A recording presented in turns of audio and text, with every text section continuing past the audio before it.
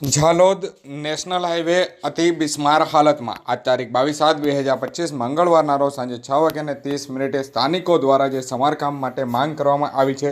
Jhalod highway પર મસ્ત મોટા ખાડા પડી ગયા છે અને બાંસવાડાથી દાહોદ જતો નેશનલ હાઈવે જે ઝાલોદ વિસ્તારમાં અતિ બિસ્માર હાલતમાં છે, ત્યારે લોકો દ્વારા તંત્રને ઘણીવાર રજૂઆત કરવામાં આવી છતાં પણ સમારકામ કામગીરી નથી કરવામાં આવી. જોકે તાત્કાલિક ધોરણે સમારકામ કરવામાં આવે તેવી લોક માંગ પણ ઉઠવા પામી છે. આ रोड कितना समय थी खराब छे। अब देखो यहाँ से काफी निकलना होता है, महीने में 2-4 बार बारिश के समय में ज्यादा तकलीफ है। दुर्घटना संभावित क्षेत्र है, कुछ भी होता है तो उसकी जिम्मेदारी कौन लेगा? सरकार को सोचना चाहिए। और इसको पेच वर्क का भी काम करा है तो उधर सही है तो भी ये सही होता है। आपका नाम? जयदीप सनी।